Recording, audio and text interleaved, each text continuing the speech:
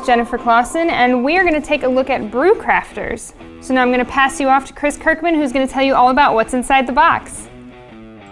Alright, let's dig in. Brew Crafters is one of our heavier games, not only in strategy, but also physically. That's because there's a ton of gaming goodness packed inside. Here on the back, you see a sampling of most of the components and how the game will look on the table.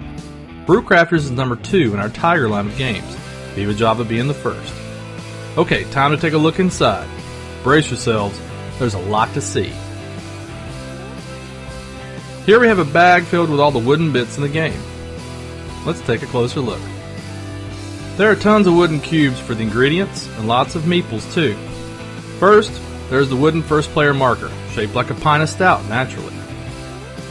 Here are the meeples that represent the market action workers for each player. We also have some pink meeples. Those are interns that players can hire in a variant of the base game. Now for all the cubes. First off, we have some special ingredients for flavoring your brews. Black cubes for coffee, red cubes for fruit, and orange cubes for spices. One of the base ingredients for beer is yeast. You can't brew without it. And of course you need hops as well. Here are the cubes for players to track their research levels. We'll check those out in a bit. And finally, a ton of brown cubes to represent the main ingredient in beer, malt. Alright, let's check out the cards. These are nice and sturdy with a great linen finish. First are the recipes. 24 different cards that show the ingredients needed to brew different flavors of ales, porters, and stouts, and how much rep you'll score for brewing them during the game. We also have some worker cards. Players can hire these workers during the game to give them all sorts of special abilities and advantages, like optimizing your yeast lab for more yeast production, getting the benefit for buying hops or other ingredients in the market, or better managing your brewery equipment. We also have building and equipment reference cards for each player.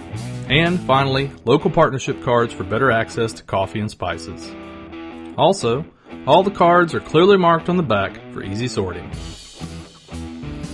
As always, there are tons of baggies in the box, and you'll definitely need them. Here we have the nice, full-color rulebook, nicely organized and filled with lots of visual examples for easy setup and play. The back includes handy things to remember during the game, as well as a scoring summary. Now it's time for the punch board, and there's so much of it. First up, we have the player and brewery punch boards, with all the individual tiles players will use as they upgrade their breweries, some extra beer batch tokens, brewery shift workers in a player's color, loans, variant tokens and gold label tokens, money, you'll need that, and resource multiplier tokens. There are 5 of these punch board pieces in the box. Here's one for the purple player, the one for the natural wood player, and the white and black players. Next up are the punch boards for all the beer batch tokens. There are batch tokens for every type of recipe in the game. Players will use those to track the beers as they brew them and send them along to be bottled and shipped. Here are punch board pieces for the breweries that each player receives to operate during the game. As you can see, there are plenty of spots in each brewery that players can upgrade for brewing and gaining reputation. These are the research tracks. By assigning brewery workers to the lab, players will advance along 4 different tracks, gaining benefits and open up new strategies. On the back are 5 different research tracks for advanced players, with various types of tracks that offer a variety of play strategies. Here's the brewery actions board for upgrading the brewery, brewing beer, and working in the lab.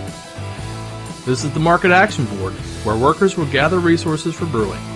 This is the calendar that shows 3 years, with 4 seasons each, basically the rounds of play for the game.